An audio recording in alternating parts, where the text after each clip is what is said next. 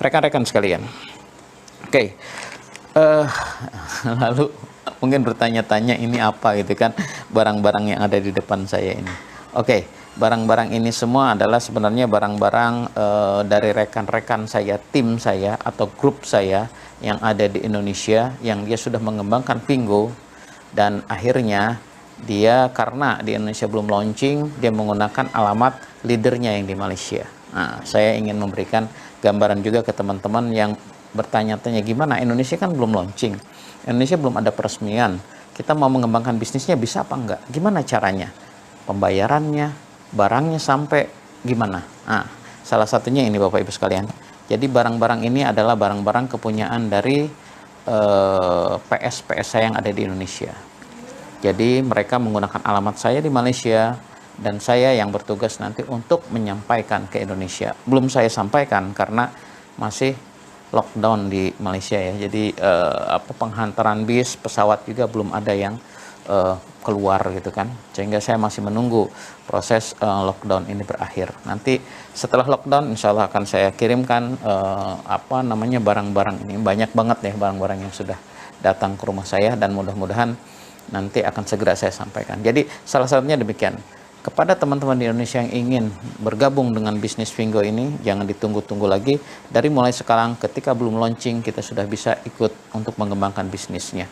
Caranya apa? Caranya adalah dengan, kalau misalkan mau mengembangkan bisnisnya, dengan bergabung dengan kami, dengan mengembangkan ke tahap PS atau prepare shopper. Barangnya dikirimkan kepada leader-leader yang ada di Malaysia untuk dibantu nanti disampaikan ke Indonesia, dan pembayarannya juga bisa melalui rekening-rekening leader. Gimana caranya? Leader tinggal berbicara dengan anggota-anggotanya yang ada di tanah air di Indonesia. Itu yang saya lakukan. Oke. Selanjutnya Bapak Ibu sekalian, saya ingin sekali membahas atau menjawab pertanyaan-pertanyaan yang banyak muncul, baik itu lewat saya pribadi di YouTube ataupun yang WhatsApp dengan saya tentang mengenai masalah Pingo. Gimana Pak Pingo ini? Saya bisa nggak mengembangkan Pingo dan sebagainya. Termasuk juga tulisan-tulisan yang sangat banyak tulisan-tulisan yang mungkin mengelirukan kita tentang Pingo. Pingo dikatakan sebagai scam haram. Pingo dikatakan sebagai multi level marketing. Pingo dikatakan sebagai jualan yang tidak betul dan sebagainya. Ini saya ingin meluruskan, saya ingin mengklarifikasikan yang bisa saya sampaikan gitu kan. Bapak Ibu sekalian yang saya hormati, oke, barang-barang ini sebenarnya hanya barang-barang contoh saja, masih banyak ya. Contohnya lagi ada barang-barang macam ini. Ini satu ini sendiri ya. Jadi barang-barang yang kecil-kecil kayak gini banyak gitu kan. Dan ini adalah barang grup saya yang dihantar ke Indonesia, banyaknya. Termasuk juga barang-barang di sini, ini pun banyak, kotak-kotaknya masih ada lagi di sana. Yang kecil-kecil juga masih banyak gitu kan. Jadi barang-barang ini nanti yang akan dihantar ke anggota saya di Indonesia. Klarifikasi ini banyak pertanyaan tentang Pingo-Pingo yang negatif gitu kan. Juga artikel yang mengelirukan menurut saya gitu kan. Ada yang mengatakan bahwa ini bisnis model piramid gitu kan, yang bukan e-commerce ini atau perdagangan elektronik, bukan. Ini katanya untuk mengumpulkan anggota-anggota saja gitu kan. Ada yang mengatakan bahwa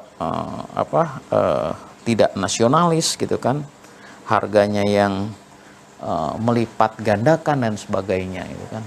Ini biasanya rekan-rekan yang belum tahu mungkin akan dengar juga atau pernah baca itu kan. Biasalah dalam persaingan bisnis itu biasa ada orang yang menjelek-jelekan, yang tidak paham dan sebagainya. Tapi saya ingin menyampaikan bahwa sebenarnya ini adalah bisnis real, bukan bisnis mencari anggota gitu kan.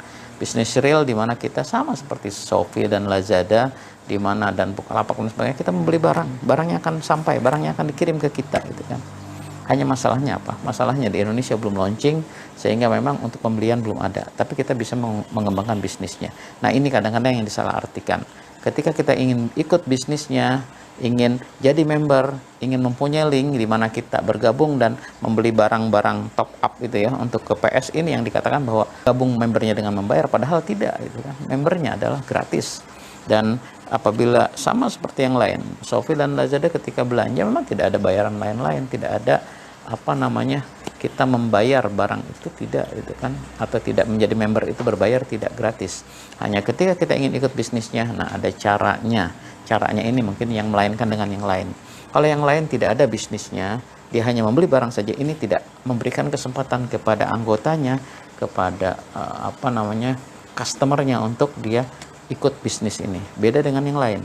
Kalau yang lain dia apa namanya menggunakan sistem e-commerce yang umum, di mana dia iklan di mana-mana, menggunakan duta-duta hebat gitu kan untuk mengiklankan. Kalau Fingo tidak, dia diiklankan oleh kita sebagai membernya, dan kita juga mempunyai keuntungan baik dari itu sistem afiliasi keanggotaan maupun dari jualan kepada Fingo. Bapak Ibu sekalian, jadi dari dari pertanyaan-pertanyaan itu saya ingin menyampaikan, misalkan gini ya, ini Fingo adalah bukan e-commerce gitu kan, bukan e-commerce atau perdagangan elektronik, bukan. Ini hanya mengumpulkan anggota gitu kan. Dengan adanya barang-barang di depan saya ini membantah bahwa sebenarnya Fingo ini memang jualan elektronik seperti yang lainnya gitu kan. Berita di Malaysia nanti akan saya share ya, beritanya di deskripsi sini, berita-berita di akhbar atau di surat kabar Malaysia mengatakan bahwa Fingo ketika masa Covid ini mencapai kenaikan jualan sampai 200% gitu kan. Ini membuktikan bahwa sebenarnya ini ada jualannya gitu kan, bukan bohong-bohongan gitu kan, sehingga menjadi berita besar bahwa penjualan e-commerce Fingo melonjak sampai 200% gitu kan. Dimana barangan-barangan yang laku apa coba? Barangan-barangan yang laku itu salah satunya lebih besarnya itu adalah apa? Nasi budget. Yang kedua hand sanitizer. Yang ketiga adalah snack, yang keempat adalah kolam, yang kelima adalah drone atau permainan kapal yang drone untuk ini ya, apa namanya, pesawat-pesawatan itu yang bisa ngerekam. Jadi 5 terbesar itulah yang perdagangan e-commerce selama Covid ini hebat. Kok bisa ya yang tadi itu, yang apa namanya, yang nasi budget kalau di Indonesia kayak apa ya? Nasi uduk gitu kan, atau nasi kucing mungkin ya, kayak gitu. Kok bisa dijual? Nah, ini kelebihannya. Jadi ketika sudah masuk nanti ke sebuah negara, bisnis-bisnis yang ada di negara itu bisa di-upgrade untuk bergabung bersama Fingo. Jadi rekan-rekan tak usah khawatir kalau misalkan bisnis ini nanti bukan merupakan bisnis milik kita. Tidak, ini bisnis milik kita. Hanya memang barang-barangnya ada yang diimpor, dan kita berharap memang banyak yang barang-barang lokal akan masuk. Di sini kadang-kadang ada yang berbicara mengenai masalah nasionalisme. Dia berkata bahwa lah ini bisnis-bisnis semacam ini nggak nasionalisme. Sebenarnya kita harus melihat nasionalisme dari sudut apa gitu kan. Oke, saya ingin memahamkan gini. Rekan-rekan, di Malaysia, Fingo ketika masuk pertama ke Malaysia, dia membawa barangan lokal hanya 10%. Barangan 90%-nya barangan impor. Karena gimana? Karena memang memerlukan barang yang banyak, dan tidak mungkin, atau saat itu juga disediakan oleh lokal tidak mungkin, karena perlu ada kita mencari barangnya, melihat kualitas barangnya, kerjasama dengan kita dan sebagainya. Tapi di 2020 ini Malaysia menganggarkan 50% dari barangan Fingo adalah barangan lokal buatan Malaysia. Nah, hebatnya kan di sana. Jadi bertahaplah kita untuk akhirnya mengembangkan produksi produk-produk lokal. Di Indonesia pun macam itu. Ketika nanti akan masuk, pasti barang-barang Indonesia akan sedikit karena barang luar negeri yang banyak.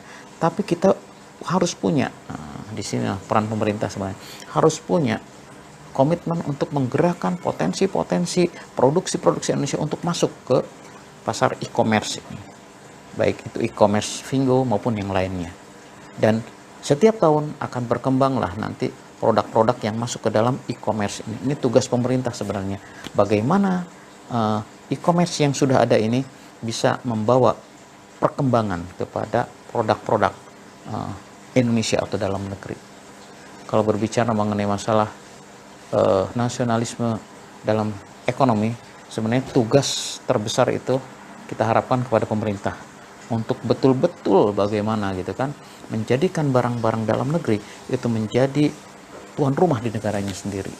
Kita tidak mungkin kan menolak barang-barang luar, tapi yang terpenting adalah barang-barang kita juga kita gunakan atau kita pakai sebagai barang-barang yang bisa kita perdagangkan, baik itu di dalam negeri, bagus lagi kalau bisa diekspor ke luar negeri. Bapak Ibu sekalian, kalau berbicara nasionalisme, kita kadang-kadang sedih juga. Bukan kita menyalahkan program-program semacam ini. Jangankan program-program semacam ini, Bapak percaya nggak kalau misalkan ternyata garam yang kita makan itu bukan garam dalam negeri, beras yang kita makan bukan beras dalam negeri. Inilah pentingnya orang yang mempunyai kebijakan untuk berpihak kepada masyarakat Indonesia. Di sanalah fungsi nasionalisme, bagaimana kita menumbuhkan kesadaran barang-barang kita, produk-produk kita masuk ke dalam persaingan bisnis yang hebat.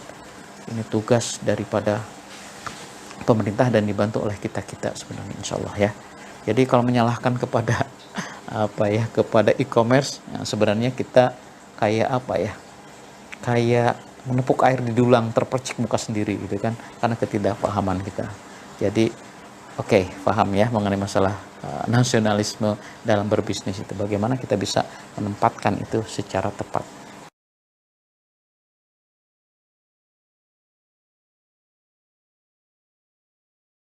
Halus bisa. Halus pisan. Halus bisa. Ini kan bisnis mengajak orang bisnis sama dengan bisnis lain gitu kan. Saya ada ditanya juga gitu kan, sebenarnya betul ini bisnis mengajak orang, bisnis itu semuanya mengajak orang. Kalau misalkan nggak mau ngajak orang, ya udah produksi makan sendiri.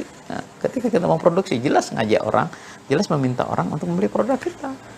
Jadi kadang-kadang ada yang negatif gitu kan, wah sama aja Vingo ini ngajak orang juga gitu dan sebagainya. Saya pernah ditanya oleh kawan saya semacam itu. Saya tanya kepada beliau, mau nggak saya ajarin untuk bisnis yang tidak ngajak orang? Ada Pak. Ada, apa? Kebetulan saya penulis juga kan.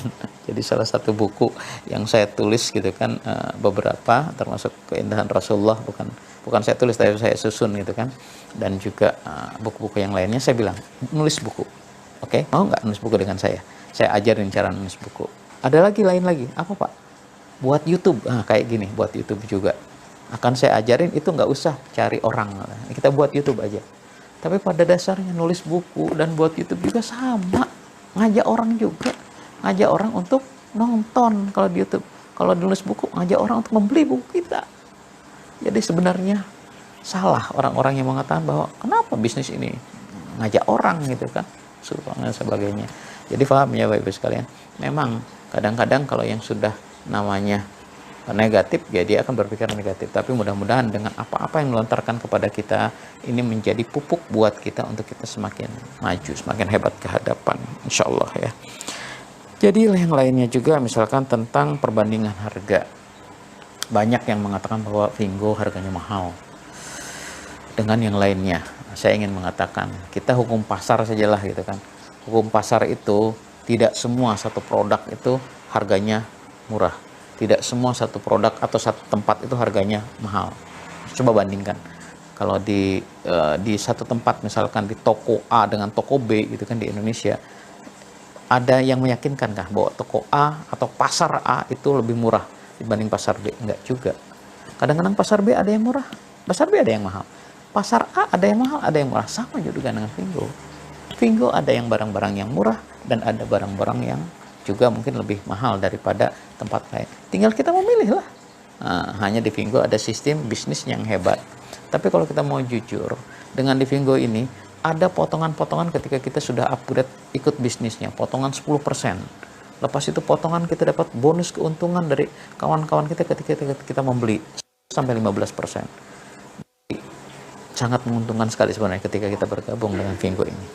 Rekan-rekan sekalian yang dirahmati, mengenai masalah gimana pengembangan di Indonesia, banyak yang bertanya kepada saya ingin mengatakan bahwa kita harus mempunyai leader yang bisa membantu untuk pengembangan di Indonesia yang belum launching. Ketika kita sudah launching mungkin lebih mudah, tapi ketika belum launching minta dibantu pengembangannya oleh leader, salah satunya dengan mengirimkan barang-barang kepada leader, dan juga membayarkannya kalau misalkan tidak bisa secara online, membayarkannya menggunakan leader. Gimana caranya? Itu bisa diatur dengan leader. Kirimkan uangnya ke leader, nanti leader yang bayarkan dan sebagainya. Itu yang saya lakukan sehingga kita bisa dibantu dan sebagainya. Atau ada juga, saya nunggu nanti launchingnya aja. Boleh, nggak apa-apa. sekarang jadi member dulu lah gitu kan, jadi jadi shopper dulu yang gratis, nanti boleh. Hanya itu tadi, ketika nanti belum launching ya kita belum bisa mengembangkan bisnis, tapi ketika kita sudah ikut bisnisnya walaupun belum launching kita bisa mengembangkan bisnisnya. Itu saja perbedaannya gitu kan. Jadi jangan dipermasalahkan itu mau nanti kah mau sekarang kah. Hanya kalau misalkan mau sekarang kita bisa bergerak lebih cepat, kita bisa berlari lebih cepat. Istilahnya kalau start itu kita curi start awal gitu kan, dan sebagainya. Oke, selanjutnya mengenai kapan launching. Ini yang banyak ditanyakan, kapan launching di Indonesia nih Pak?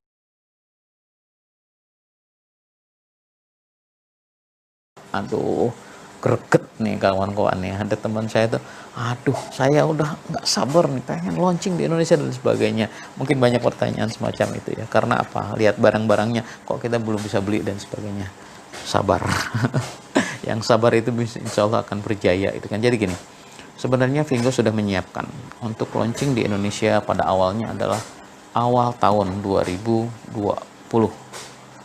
Tapi karena suatu kendala, akhirnya diputuskan untuk bulan Maret, sekitar Maret 2020. Dan terkena COVID ini, yang akhirnya, ya kita tidak tahu ya, namanya musibah-musibah semacam ini. Dari mulai di Cina, gitu kan, terkena pertama itu, dari Desember, lalu ke negara-negara lain dan sebagainya, akhirnya ke negara kita dan sebagainya. Di mana bos-bosnya juga yang ada di Cina, yang ada di Malaysia juga nggak bisa kemana-mana. Karena apa? Karena dia karena dia tak bisa untuk pergi kemana-mana, sehingga dengan lockdown ini kita pun akhirnya terkena imbasnya untuk memundurkan launching di Indonesia. Sampai kapan? Kemarin ada pertemuan antara leader-leader Indonesia dengan Jackie, pemilik daripada atau general manager daripada Vingo itu. Mereka mengatakan secepatnya ketika lockdown ini selesai akan segera mengembangkan melebarkan sayapnya di Indonesia. Baik itu dari mulai PT-nya, dari mulai kantor pusatnya, dari mulai gudang-gudangnya, dari mulai penghantaran dan sebagainya. Dan itu yang kita tunggu. Kita berdoa saja mudah-mudahan wabah ini akan segera selesai dan Vingo akan segera masuk ke Indonesia. Insya Allah ya. Oke, rekan-rekan sekalian. Jadi mudah-mudahan penjelasan yang saya sampaikan ini akan memberi sedikit banyak masukan kepada rekan-rekan sekalian. Saya akan sharekan di bawah ini juga tulisan-tulisan yang mungkin bisa membuka pikiran kita, membuka pemahaman kita tentang Vingo, bisnis e-commerce yang sama dengan Lazada, yang sama dengan yang lainnya, tetapi mempunyai kelebihan. Dia milik kita. Kita bisa memiliki Vingo ini dan mengembangkan bisnis ini untuk menjadikan keuntungan atau untuk menjadikan pendapatan buat kita. Insya Allah, mudah-mudahan apa yang saya sampaikan ini juga akan banyak membantu, karena pada dasarnya semua bisnis mempunyai nilai lebihnya, plus minusnya. Saya melihat ini plusnya banyak, termasuk juga dalam segi sosialnya juga nggak ada masalah gitu kan. Kemarin ada berita di berita di Malaysia. Mungkin kalau Vingo sudah masuk ke Indonesia, mungkin Vingo Indonesia juga bisa bergerak membantu COVID juga ya. Karena belum masuk ke Indonesia sehingga kita belum bisa bergerak. Hanya personalnya aja atau orang-orangnya saja yang membantu. Kayak saya dan tim Vingo kita pun ada yang akhirnya membantu lewat membantu untuk bergabung dengan tim pemerintah untuk pembagian sembako dan sebagainya. Kalau di Malaysia tidak, Vingo Malaysia dia sudah melakukan kerjasama. Kemarin tuh ada beritanya dengan misalkan Hospital Sungai Buloh ya, dan Hospital Serdang gitu kan, di mana mereka membagikan 30.000 masker gitu kan, 20.000 kotak pembersih hama itu kan, penyemprot hama itu kan, dan juga tisu-tisu gitu kan dibagi-bagikan. Nah, Indonesia kalau misalnya sudah masuk, insya Allah kita pun akan membantu gitu kan. Itu saja mungkin ya, mudah-mudahan apa yang baik ini akan memberikan manfaat kepada kita sekalian. Dan jangan lupa share video ini kepada teman-teman supaya teman-teman semakin semangat. Dan juga apabila ada yang ingin ditanyakan, silahkan ditanyakan di deskripsi sini, nanti akan saya jawab langsung di sana atau mungkin dalam video-video yang akan datang. Semoga kita semakin sukses, jangan menyerah dengan COVID ini. Insya Allah ada kebaikan-kebaikan di sebalik itu. Salam hormat dari saya. Assalamualaikum warahmatullahi wabarakatuh.